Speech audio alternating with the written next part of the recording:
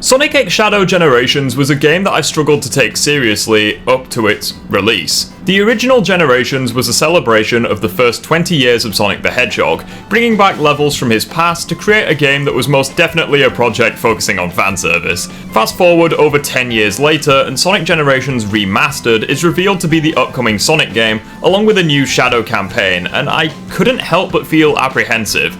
Sonic Team's track record with remastered projects is, well, shaky to put it lightly, especially as this is Sonic Generations being discussed, the fan favourite game which definitely did not need to be given the remake treatment in comparison to other Sonic games from the early 2000s that definitely needed touch-ups. Especially as the Shadow gameplay we saw revealed in trailers didn't exactly blow my socks off, and now that the game is here, however, and I've had the chance to play it, how do I feel now? Well, let's talk about that. What exactly is Shadow Generations supposed to be?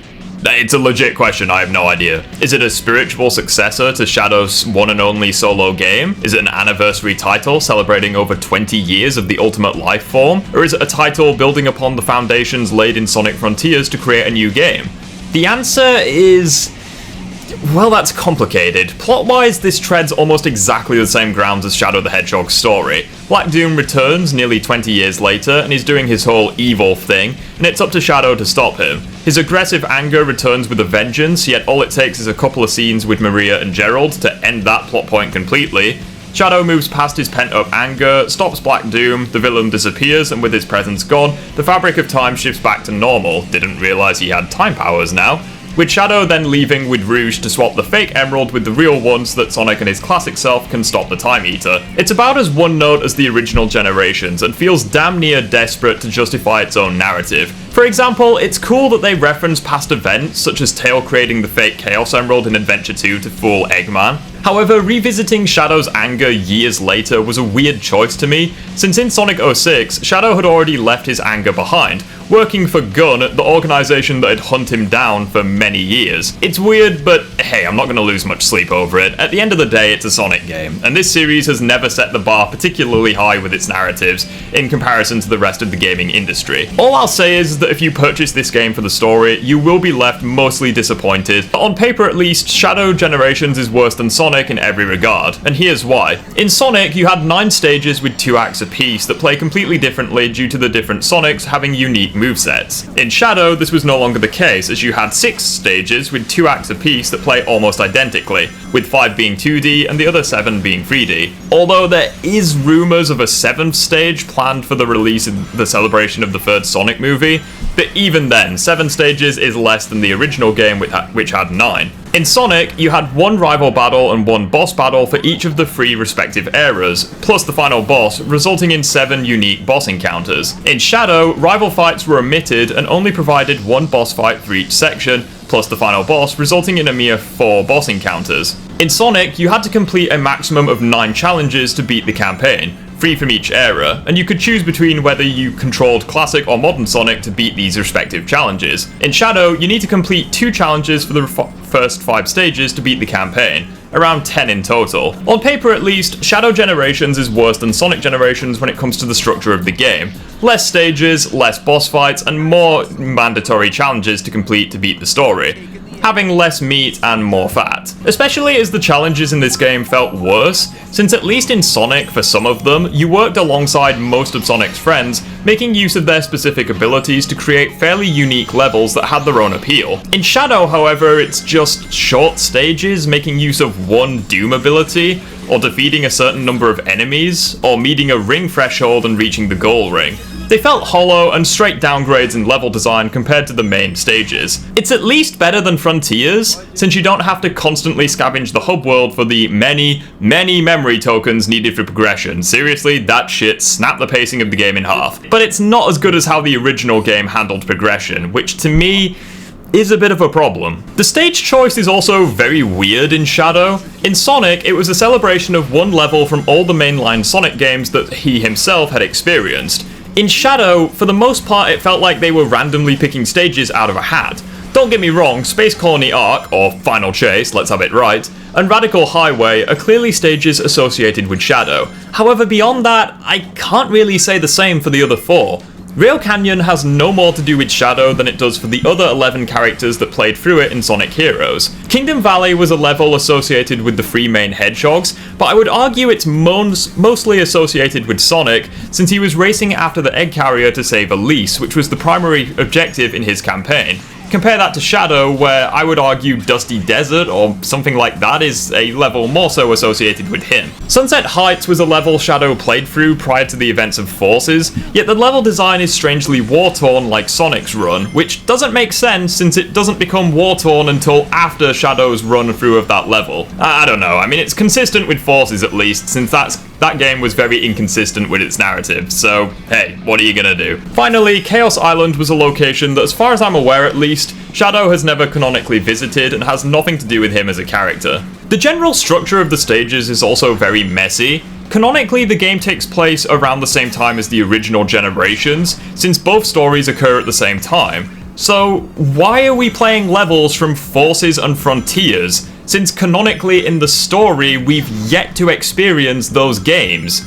Not to mention, Sonic cleverly structured its returning levels in chronological order, whereas Shadow has the first and final stage be from Adventure 2, which feels weird, especially as the 4 stages in between are in order of release. It's also weird that this game doesn't bring back any stages from Shadow the Hedgehog's one and only solo game, when this would have been perfect opportunity to bring back and enhance stages from that title on modern hardware. Now, I don't want to give off the wrong impression here. The 8 3D levels in Shadow's campaign are truly fantastic, and straight up there with Generations and Unleashed for the best 3D levels in all of Sonic history. Yes, they are that good. Wide open levels with alternate pathways, mixing in cinematic spectacle without making the levels feel shallow.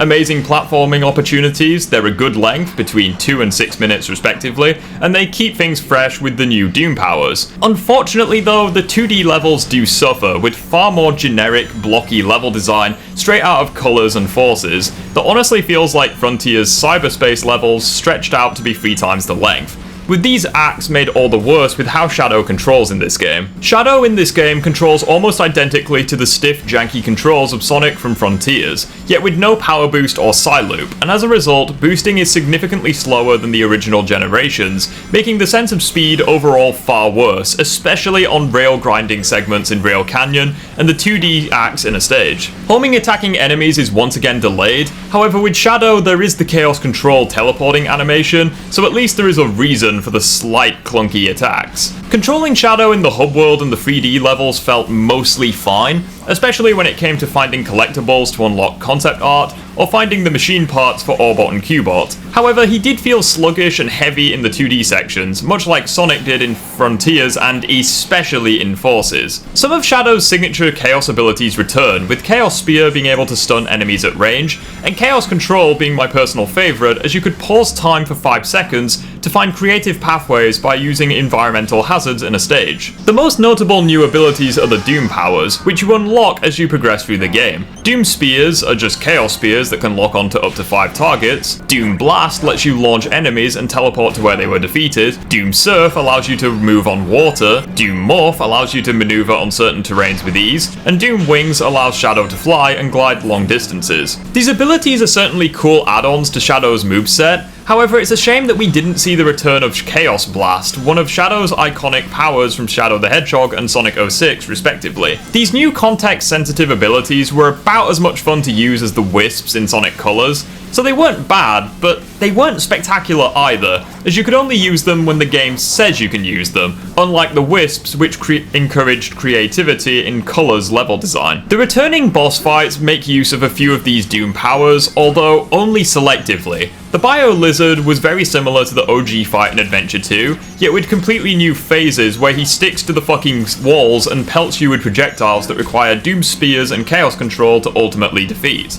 The Metal Overlord was a fight that heavily relies on the clunky Doom Surf, and as a result it mostly controls like shit, and whilst the music is incredible and it has cinematic appeal, it honestly doesn't hold a candle to Perfect Chaos from the OG Generations, where you would run across the water at high speed with Open Your Heart blasting in the background. Mephiles is interesting at first, but basically devolves into dodging his attacks and then making use of Doom Blast and Doom Morph to defeat him, with the fight having little else to offer. Finally, the final boss against Black Doom is, Well, I prefer the Time Eater, there's no other way to say it. There's a clunkiness to the Doom Wings, meaning that you have to use the airborne dodge to evade attacks reliably, with Shadow barely making use of the other abilities, especially as this fight has 3 damn phases, making it one of the most long drawn out final bosses in recent memory for a Sonic game.